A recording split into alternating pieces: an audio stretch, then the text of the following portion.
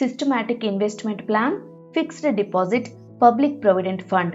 ఈ 3 రిస్క్ తక్కువగా ఉండే పెట్టుబడులు. కానీ ఎక్కువ రిటర్న్లు రావాలంటే ఏది బెస్ట్? దేనిలో పన్ను ప్రయోజనాలుంటాయి? ఈ విషయాలన్నీ పక్కా ఉదాహరణతో తెలుసుకుందాం. Systematic investment plan SIP.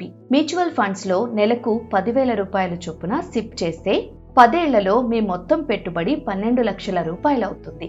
సగటున 12% వార్షిక రాబడిని అంచనా వేస్తే మెచ్యూరిటీ సమయానికి మీ చేతికి 23 లక్షల రూపాయలకు పైగా అందుతాయి. అయితే ఇందులో వచ్చే లాభాలపై లాంగ్ టర్మ్ క్యాపిటల్ గెయిన్స్ పన్ను వర్తిస్తుంది. Public provident fund PPF. ప్రస్తుతం కేంద్ర ప్రభుత్వం దీనిపై 7.1% వడ్డీ అందిస్తోంది. దీని కాలపరిమితి 15 ఏళ్లు ఉంటుంది.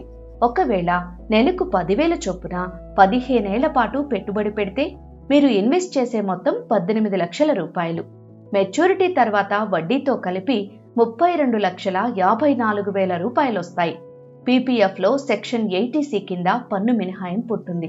అంతేకాదు, లాభాలపై ఎలాంటి పన్ను ఉండదు. Fixed deposit. FDలో నెల నెలా పెట్టుబడికి వీలుండదు.